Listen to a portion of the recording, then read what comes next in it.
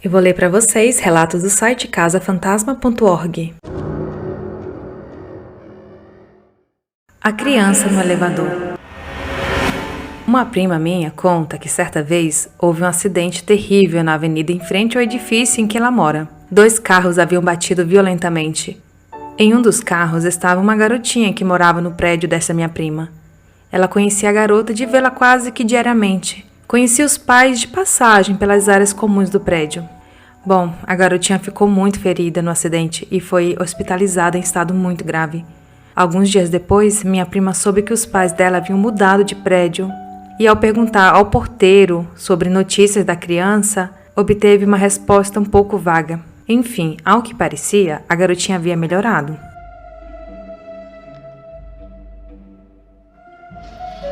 Certa vez, ao esperar o elevador social para ir ao trabalho, ela começou a ouvir uma risada de criança, que ia ficando perto cada vez mais. E então percebeu que vinha do elevador de serviço que se aproximava do andar em que ela estava. Ela correu até o elevador para ver se dava tempo de pará-lo e pegá-lo, pois estava com um pouco de pressa.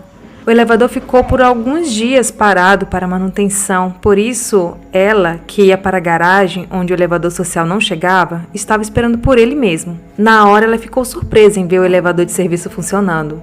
Ela correu, porém não conseguiu pegá-lo, mas pôde ver claramente pela janelinha da porta do elevador que lá dentro, enquanto a cabine passava pelo andar dela, estava a garotinha acidentada que olhou para ela e começou a gargalhar.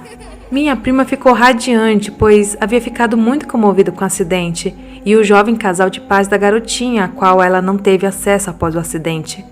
Mas imaginava como deviam estar. Enfim, ela chegou a comentar no trabalho, pois também havia comentado do acidente. As pessoas também demonstraram alívio ao serem informados que a garotinha estava bem. Na manhã seguinte, ela aguardava o elevador de serviço para ir ao trabalho, mas ele demorava muito. Ela ficou muito chateada, julgando que alguém estava prendendo o elevador em outro andar. Deu uns tapinhas na porta e chegou até a assobiar dentro do fosso para ver se o provável prendedor soltava o elevador para ela. Ela esperou e desistiu. Foi de social, mas na passagem para a garagem, aproveitou e reclamou com o porteiro para que ele fosse verificar quem estava prendendo o elevador de serviço. Ele ficou confuso e surpreso e levou ela até o elevador de serviço e chegando lá, ela, completamente pasma, viu o elevador com a placa de reparo.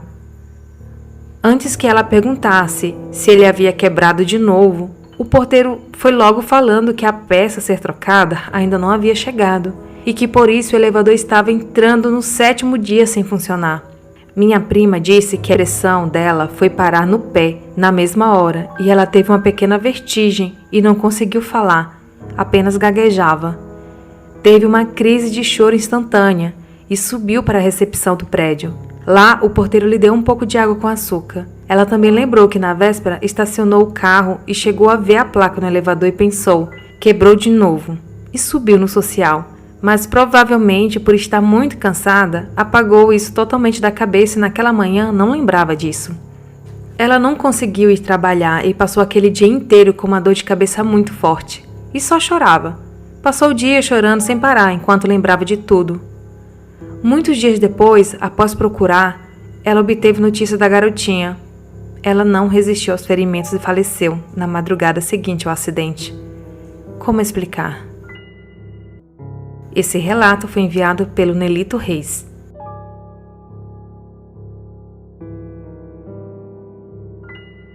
O Assustadoramente é narrado e editado por Daniela Abreu. Quer colaborar com o podcast? Envie o seu relato para o e-mail assustadoramente@outlook.com. Siga o Instagram, assustadoramente_podcast. Ajude seguindo, compartilhando as postagens e colaborando no Apoia-se. O link está na descrição.